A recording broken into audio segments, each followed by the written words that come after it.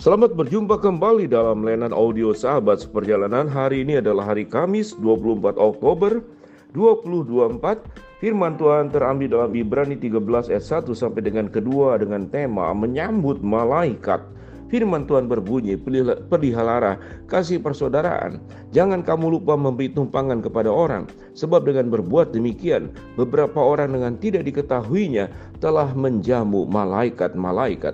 Mari kita berdoa. Bapa dalam surga, kami ingin belajar bahwa dalam hidup kami belajar menyambut segala sesuatu yang baik buat kemuliaan Allah, khususnya di dalam memperhatikan dan menolong orang lain. Dalam nama Tuhan Yesus kami berdoa, amin. Shalom sahabat seperjalanannya dikasihi Tuhan. Jangan kamu lupa memberikan tumpangan kepada orang, sebab dengan berbuat demikian beberapa orang dengan tidak diketahuinya telah menyambut malaikat-malaikat. Dan ayat pertama dikatakan peliharalah kasih persaudaraan. Tentu ayat ini menjadi riskan jika dilaksanakan pada zaman sekarang. Bagaimana mungkin orang asing yang belum kita kenal lalu membuka rumah kita dan dia mengatakan dia tidak ada tumpangan, lalu kemudian mau tidur di tempat kita, dan itu sungguh berbahaya. Ayat ini apakah tepat? Sahabat seperjalanan, mari kita belajar tentang konteks latar belakang ayat ini. Tentu pada zaman terdahulu tidak banyak seperti ada tempat penginapan, hotel, dan segala sesuatunya. Saudara, perjalanan mereka mengalami perjalanan yang tidak mudah. Kalau di siang hari itu panas, dan kalau di malam hari itu bisa dingin luar biasa. Sehingga memang tak kala orang ada tinggal di luar rumah, itu adalah kondisi yang sangat berbahaya. Di luar rumah itu di zaman terdahulu banyak penyamun. Keamanan tidak seperti sekarang. Bukan sekarang kita kalau ada apa-apa dan 911 ada laporan ke kepolisian, ada keamanan, ada CCTV dan segala macam, ada penjaga keamanan lingkungan sekitar. Zaman terdahulu tentu berbahaya. Tetapi ini Tuhan memberikan sebuah perintah.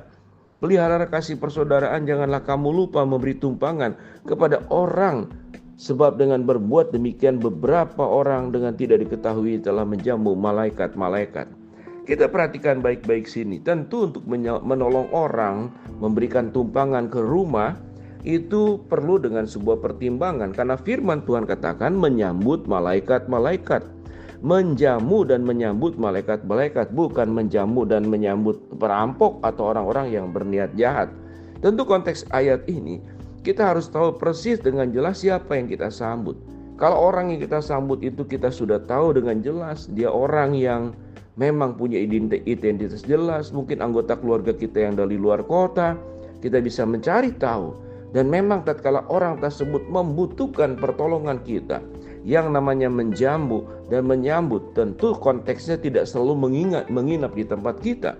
Kalau kita punya uang yang cukup, mungkin kita akan inapkan di tempat penginapan yang sesuai dengan katakanlah kemampuan ekonomi kita.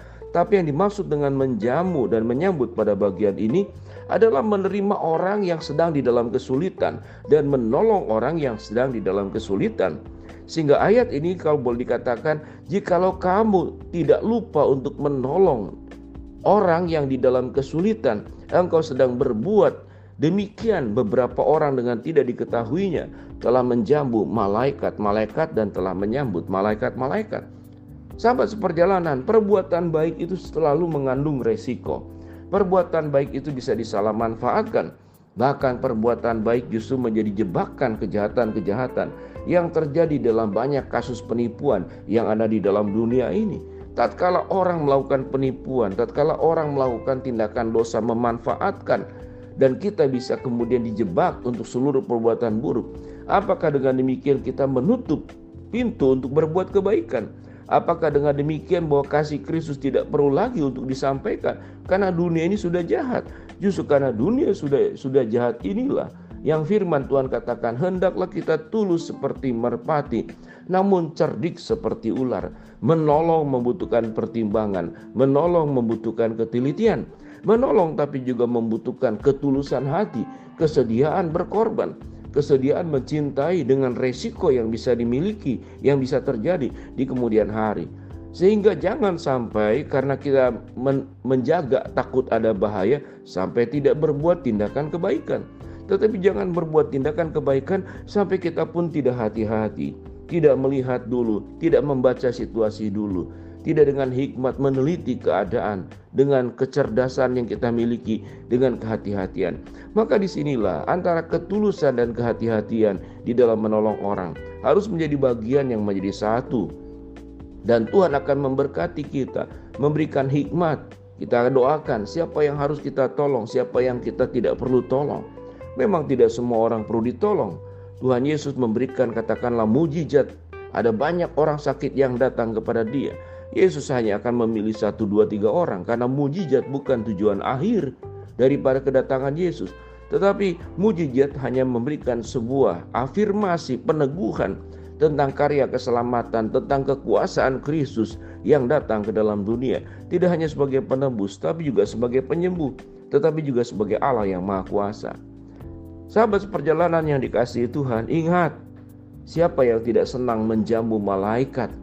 Ada orang-orang di tengah-tengah orang-orang yang miskin, orang-orang yang membutuhkan pertolongan, tentu dengan ketelitian, kehati-hatian, dengan kebijaksanaan. Tapi kalau kita tahu dengan jelas, Tuhan menggerakkan untuk menolong orang tersebut dan kita berdiam diri, bahkan menutup pintu, menutup hati, maka kita sedang menolak malaikat Tuhan yang sudah Tuhan kirim kepada kita. Dan kita kehilangan kesempatan untuk berbuat perbuatan yang diperintahkan oleh Allah. Sahabat seperjalanan, miliki hati yang tulus, tapi juga hati juga cerdik seperti ular. Maka dua bagian ini harus menjadi orang percaya, sehingga sewaktu kita menolong orang dengan tepat dan bukan menolong orang yang punya niat-niat yang buruk. Sahabat seperjalanan yang dikasihi Tuhan, biarlah kita boleh mencerna kembali dalam kehidupan kita. Apakah kita lebih banyak waktu untuk bisa menolong orang lain, atau justru menolak siapapun juga, sampai orang yang membutuhkan juga kita tolak, sampai malaikat yang Tuhan kirim untuk kita jamu, untuk kita sambut, kita pun tidak terima, kita pun tutup pintu rapat-rapat. Mari sahabat perjalanan, kalau engkau pernah dikecewakan, tidak perlu kemudian menjadi sebuah traumatik. Engkau tetap harus berbuat kebaikan. Jangan juga karena engkau kemudian sudah berbuat kebaikan, dimanfaatkan, disalahpahami, lalu kita berhenti. Kalau demikian, Kristus tatkala datang ke dalam dunia menghadapi berbagai macam kekecewaan, apakah Yesus kemudian urung dan tidak jadi untuk menghadapi penyaliban dan kematian? Kalau sampai Yesus tidak disalibkan dan tidak mati, kita tidak akan ada penebusan dan kehidupan kekal saat ini. Tetapi Yesus tetap melakukan kebaikan sampai yang penghujungnya, sampai kepada kematiannya. Demikian juga kita harus melakukan semua kebaikan buat kemuliaan Allah, di mana kasih Allah bisa disampaikan kepada dunia ini dengan panggilan yang sudah Tuhan titipkan kepada kita, dan kita punya ketaatan untuk melakukannya. Jangan sampai kita tidak berbuat baik karena menganggap dunia ini jahat. Jangan sampai juga kita berbuat baik lalu kita dimanfaatkan dan kemudian kita menjadi korban kejahatan, kasus penipuan.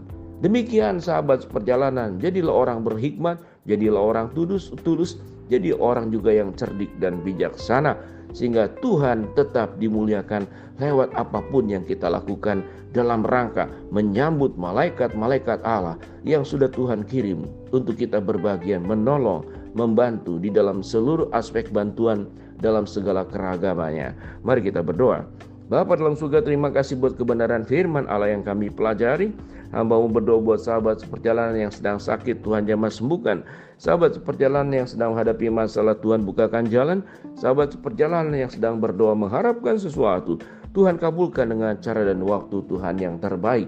Jadikan kami sebagai pribadi yang terbuka dan tidak menolak akan malaikat-malaikat Tuhan yang harus kami jamu. Dalam nama Tuhan Yesus kami berdoa. Amin.